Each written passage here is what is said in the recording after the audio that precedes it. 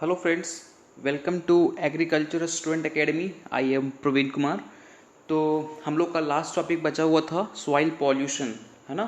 चलिए इसको पढ़ लेते हैं, देन आपका सॉइल साइंस ख़त्म हो जाएगा और उसके बाद हम लोग कंटिन्यू करेंगे अपना बायोकेमिस्ट्री जो कि बचा हुआ है, और बायोलॉजी आपका बचा हुआ है। देन आपका फर्स्ट सेमेस्टर का मोस्ट ऑफ द पोर्शन ख़त्म हो जाएगा। ठीक है, तो चलिए हम लोग अपने टॉपिक को स्टार्ट करते हैं। आज का टॉपिक बहुत ही अच्छा होने वाला है, और आप लोग प्लीज़ अच्छे तरीके से समझिए कैसे होता है सॉइल पॉल्यूशन और इसके क्या डिसएडवांटेज हैं, है ना। तो चलिए हम लोग देखते हैं। सबसे पहले तो आप देखो कि हमारी जो अर्थ है वो आज इतना ज़्यादा मात्रा में पॉल्यूट हो चुका है। आप एयर पॉल्यूशन की बात करो, वाटर पॉल्यूशन की बात करो, इनफैक्ट आपकी सॉइल भी पॉल्यूट हो चुकी है। दैट मीन्स कि हमें कोई ना कोई कदम उठाना पड़ेगा कि अपने सॉइल को, अपने इन्वायरमेंट को अच्छे तरीके से क्लीन रखने का। हम लोग तो क्या करते हैं यार, हम लोग अपने घर को साफ़ कर लेते हैं और जो वेस्ट निकलता है उसको बाहर फेंक देते हैं। बट वही जो हमने बाहर फेंका वो कई तरह का बीमारियां कॉज करता है और हमारे इन्वायरमेंट को पॉल्यूट करता है ना।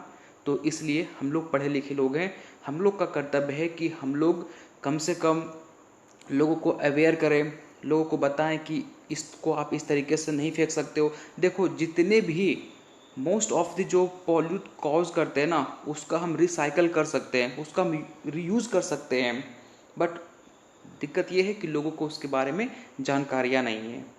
ठीक है, तो देखिए आप यहाँ पे आप देखो, आप थोड़ा फिगर को अच्छे तरीके से देखो और अपने आप में एक रियलाइज़ करो, क्या ये जानवर इस प्लास्टिक को खा लेगा तो क्या ये जिंदा रह पाएगा?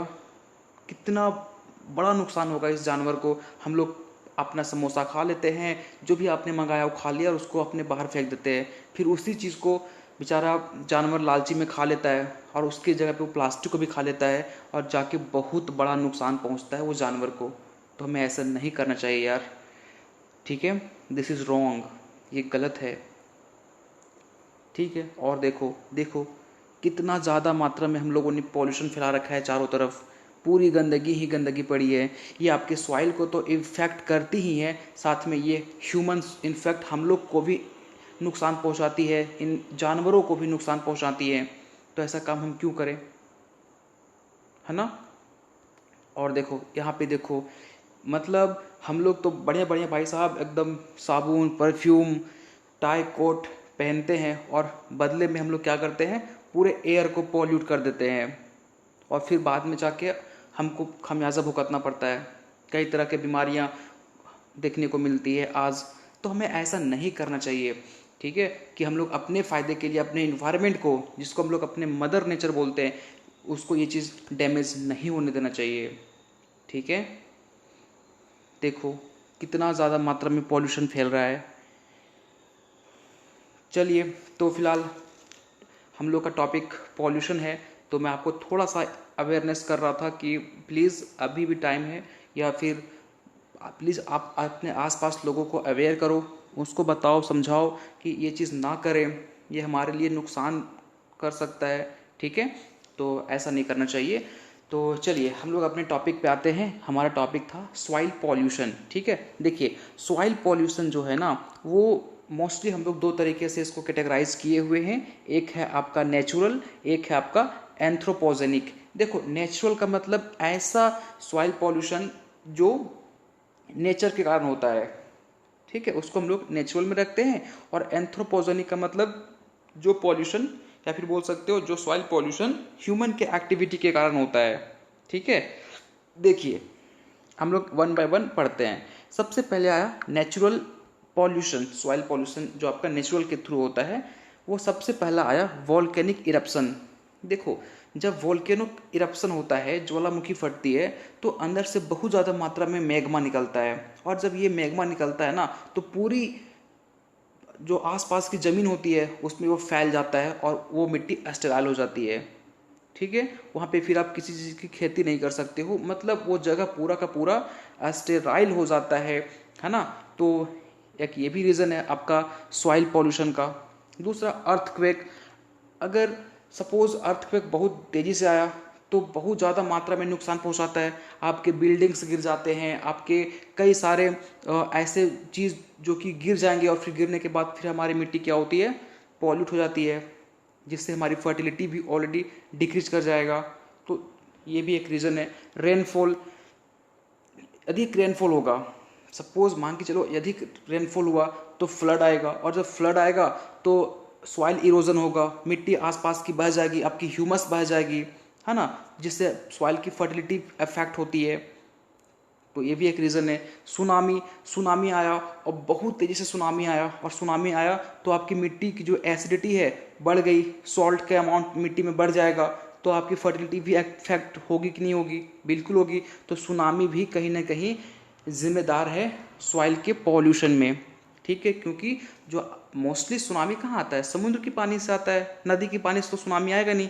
तो ये जो है आपका समुद्र के पानी से आता है, तो समुद्र के पानी मोस्टली खारा होता है, नहीं होता है। तो अब ये जब हमारे लैंड के ऊपर आएगा तो आपकी जो लैंड है वो कैसा हो जाएगा भाई, बिल्कुल सही बात है, आपकी मिट्टी पूरी सॉल्ट हो जाएगी, सॉल्ट का अमाउंट आपके मिट्टी में बढ़ जाएगा। तो उस कंडीशन में प्लांट्स अपने आप को ग्रो नहीं कर पाते हैं, मैक्सिमम प्लांट्स ग्रो नहीं कर पाएंगे। कुछ ऐसे प्लांट्स जो सॉल्ट टॉलरेंस है वो ग्रो कर पाएगा, बाकी नहीं कर पाएंगे, ठीक है। तो ये भी एक रीज़न है हमारा नेचुरल सॉइल पॉल्यूशन का, ठीक है। क्लियर हुआ यहाँ तक? चलिए अब आया एंथ्रोपोजेनिक, हम लोग का यहाँ पे आज बात चलेगा। सबसे पहले आता है एसिड रेन, ठीक है। देखिए पहले तो समझिए कि एसिड रेन होता क्यों है। एसिड रेन, आप जस्ट इमेजिन करो कि आपने क्या किया, बहुत ज़्यादा मात्रा में डिफोरेस्टेशन कर दिया, बहुत ज़्यादा मात्रा में आपने पेड़ काट दिया, ठीक है। तो उस कंडीशन में दो गैस रिस्पॉन्सिबल होती हैं आपके एसिड रेन के लिए, sulphur dioxide and nitrogen oxide, ठीक है। ये दो गैस मिलके एसिड रेन कॉज करती है, और ये एसिड रेन जब हमारे लैंड के ऊपर गिरेगा तो आपकी जो मिट्टी है उसमें क्या होगा, एसिडिक अमाउंट बढ़ जाएगा, आपकी मिट्टी की एसिडिक करेक्टर बढ़ जाएगी, मिट्टी आपका एसिडिक हो जाएगा। और जब एसिडिक हो जाएगा तो ज़रा सोचो, क्या उस कंडीशन में प्लांट्स आप ग्रो कर पाओगे, क्रॉप अच्छे तरीके से कल्टीवेट कर पाओगे? नहीं, ठीक है। तो ये भी एक रीज़न है आपका कि हमको डिफोरेस्टेशन नहीं करना चाहिए, हमको ज़्यादा से ज़्यादा मात्रा में पेड़ पौधे लगाना चाहिए ताकि आपका ग्रीन हाउस इफेक्ट ना हो, है ना। तो एसिड रेन भी रिस्पॉन्सिबल है हमारा।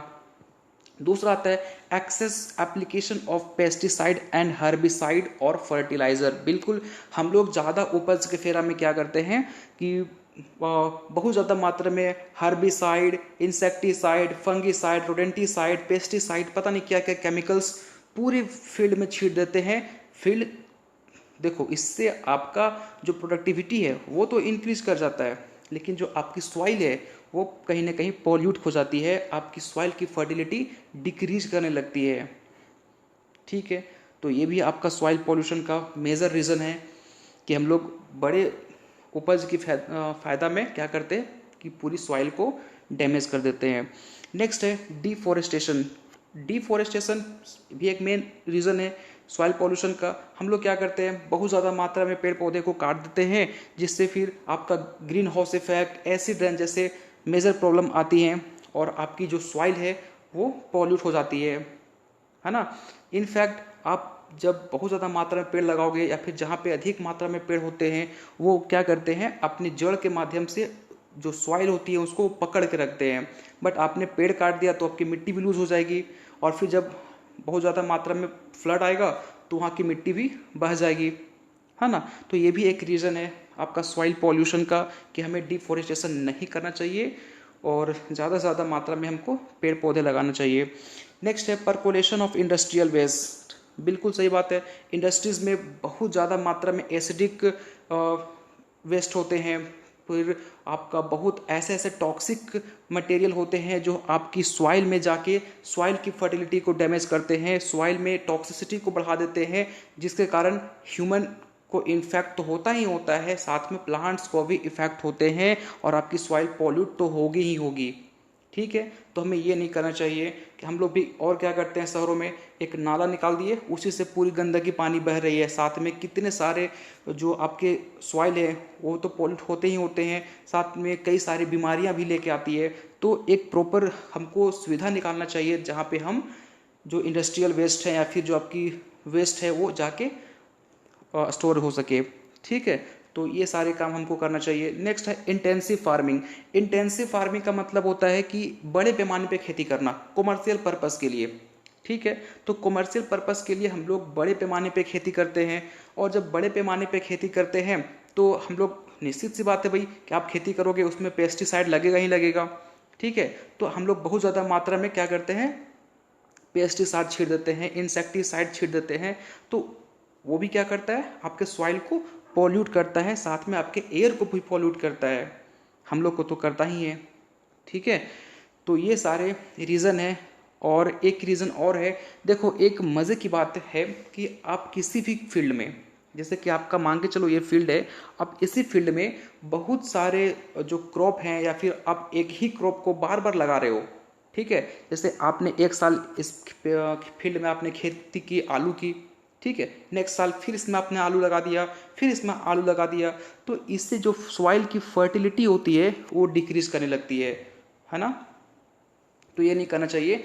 एक बार हमने आलू लगाया, नेक्स्ट हम उसमें प्याज लगाएंगे, कुछ अलग लगाएंगे, तो उससे क्या होती है कि आपके वीड जो है वो भी प्रॉपर ग्रो नहीं करेंगे। अब सोचो ना, एक ही फील्ड में आपने मल्टीपल क्रॉपिंग कर रखा है, मतलब आपने आलू लगाया फिर से उसमें आलू लगाया, तो क्या होगा, जो वहाँ के वीड्स हो जाएंगे वो टॉलरेंस हो जाएंगे, तो वीड्स जल्दी मरेंगे नहीं। तो ये एक मेजर प्रॉब्लम है, ठीक है। यहाँ तक क्लियर हुआ। तो इंटेंसिव फार्मिंग भी एक रीज़न है हमारे सॉइल पॉल्यूशन का। नेक्स्ट बात करें तो हम लोग कैसे सॉइल पॉल्यूशन को कंट्रोल कर सकते हैं। सबसे पहला जो रीज़न है कि हमको पेस्टिसाइड और फर्टिलाइज़र का यूज़ कम से कम करना होगा, और हमको ऑर्गेनिक फार्मिंग को प्रमोट करना पड़ेगा, ठीक है। यदि हम सॉइल को पॉल्यूशन होने नहीं देखना चाहते हैं तो, ठीक है, हमको पेस्टिसाइड का यूज़ कम करना है, फर्टिलाइज़र का यूज़ कम करना है, ज़्यादा से ज़्यादा हम ऑर्गेनिक फार्मिंग को प्रमोट करें। वो क्या करता है कि वो आपके सॉइल की फर्टिलिटी को इंक्रीज कर देता है, और आपका जो पेस्टिसाइड होते हैं, फर्टिलाइज़र होता है, ये सॉइल की फर्टिलिटी को डिक्रीज कर देता है। क्रॉपिंग टेक्निक हमको इम्प्रूव करना पड़ेगा ताकि जो वीड्स हैं वो ग्रो ना करें, ठीक है। अपनी जो आपने बताया आपको कि अगर आप एक ही फील्ड में बार बार लगा रहे हो एक ही क्रॉप को, तो आपकी सॉइल की फर्टिलिटी को डिक्रीज करता है, वो चीज़ हमको नहीं करना चाहिए। A special pit should be selected for dumping wastage. हमको कोई ऐसा जगह सिलेक्ट करना चाहिए जहाँ पे हम अपने वेस्ट को जाके फेंकें। देखो यहाँ पे सबसे जो बेस्ट एग्जांपल है, जैसे कि हम ऐसे मानते हैं भाई कि जो गांव के लोग होते हैं ना, वो एज कम्पेयर टू शहर के से ज़्यादा इंटेलिजेंट होते हैं। क्यों, देखो यहाँ पे क्या करते हैं हम लोग, वेजिटेबल छीले उसको बाहर फेंक दिए, लेकिन गांव के लोग क्या करते हैं, वो एक गड्ढा करते हैं, उस गड्ढा में वेजिटेबल पेल्स जो भी काऊ का मल वगैरह हो गया वो उसमें फेंकते हैं। बाद में जब वो भर जाता है उसको कवर कर देते हैं, और फिर आफ्टर 1 महीना बाद क्या क्या करते हैं, उसको खोदते हैं, और वहाँ से जो निकलती है आपकी मिट्टी, वो उसको हम लोग वर्मी कंपोस्ट बोलते हैं। वो फिर जाके उन लोग फेंकते हैं अपने फील्ड में, और उससे फील्ड की जो फर्टिलिटी होती है वो इंक्रीज कर जाती है ना। तो हमें ऐसा कुछ सुविधा करना चाहिए जो जिससे ना कि हमारा सॉइल पॉल्यूट हो और हमको उससे फ़ायदा मिले। आया समझ में। Control grazing and forest management. Forest जो मैनेजमेंट करती है उससे क्या करना चाहिए कि हमको ऐसा नहीं कि हम कोई जानवर एकदम लेके चले गए फॉरेस्ट में, अब वो सारे पेड़ के पत्तियाँ वगैरह खा गया, ठीक है, तो उससे भी तो पॉल्यूशन होगा। साथ में हमको फॉरेस्ट जो मैनेजमेंट करते हैं उसको ये चीज़ प्रमोट करना चाहिए, अवेयर करना चाहिए कि भाई बहुत ज़्यादा मात्रा में आप रिफॉरेस्टेशन करो, बहुत ज़्यादा मात्रा में आप पेड़ पौधे लगाओ, है ना।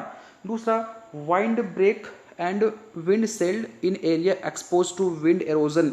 जहाँ पे बहुत ज़्यादा मात्रा में विंड इरोजन होता है, अब देखो हवा बहुत तेज चला, तो जब हवा तेज चलती है तो वो आपकी मिट्टी को भी उड़ा के ले चल जाती है, आपकी ह्यूमस भी उड़ के वहाँ से चला जाएगा।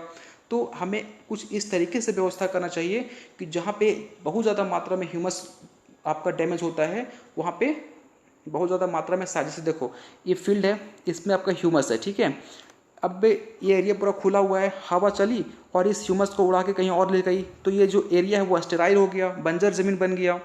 तो हमको क्या करना चाहिए, इसके आसपास पेड़ लगा देना चाहिए। तो ये क्या करेगा, हवा जब चलेगी तो इसको ये जो आपका फील्ड है उसको उतना डैमेज नहीं होगा। तो ये भी एक मेथड है आपका। आया समझ में। एफॉरेस्टेशन और रिफॉरेस्टेशन, बिल्कुल सही बात है, हमको बहुत ज़्यादा मात्रा में फॉरेस्ट के ऊपर ध्यान देने की ज़रूरत है। हम लोग फॉरेस्ट को लंग्स ऑफ आवर प्लेनेट बोलते हैं, बट हम लोग क्या कर रहे हैं, जंगल को काट के वहाँ पे फैक्ट्री बना देते हैं, घर बना देते हैं। बट दिस इज़ रॉन्ग यार, हमको ऐसा नहीं करना चाहिए। बहुत ज़्यादा मात्रा में हमको पेड़ पौधे कल्टिवेट करना चाहिए, है ना। थर्ड आता है रिड्यूस, रीयूज़ एंड रिसाइकल। हमको ऐसे चीज़ का यूज़ कम करना चाहिए जैसे कि प्लास्टिक हो गया, चाहे जो ऐसा चीज़ जो आपकी सॉइल की फर्टिलिटी को कम करती है, पॉल्यूशन कॉज करती है, उसके यूज़ को कम करना चाहिए। और अगर कोई चीज़ का रीयूज़ हो रहा है, जैसे कि आपने वेजिटेबल पिल्स की बात की, वेजिटेबल पिल्स को हम लोग फिर से यूज़ कर सकते हैं अपने फील्ड में, तो वो करना चाहिए। और रिसाइकल, हमको एक साइकिलिंग पाथवे में चलना चाहिए, है ना। तो ये सारे रीज़न हैं जिससे आप सॉइल पॉल्यूशन को कंट्रोल कर सकते हो। ठीक है, तो चलिए फिर, थैंक यू सो मच। हमारा आज का लेक्चर यहीं पे ख़त्म होता है और इसके साथ हमारा सॉइल साइंस भी ख़त्म हो गया फर्स्ट सेमेस्टर का। नेक्स्ट हम लोग का जो बचा हुआ है, आपका बायोकेमिस्ट्री बचा हुआ है, बायोलॉजी बचा हुआ है। हम लोग ट्राई करेंगे कि बहुत जल्दी उसको भी ख़त्म कर दें और फिर हम लोग सेमेस्टर 2 के ऊपर मूव ऑन कर जाएंगे। ठीक है, आई होप आपको आज का लेक्चर समझ में आया होगा, और कोई भी डाउट होता है तो आप मुझे कमेंट बॉक्स में पूछ सकते हो। ठीक है, चलिए, थैंक यू सो मच।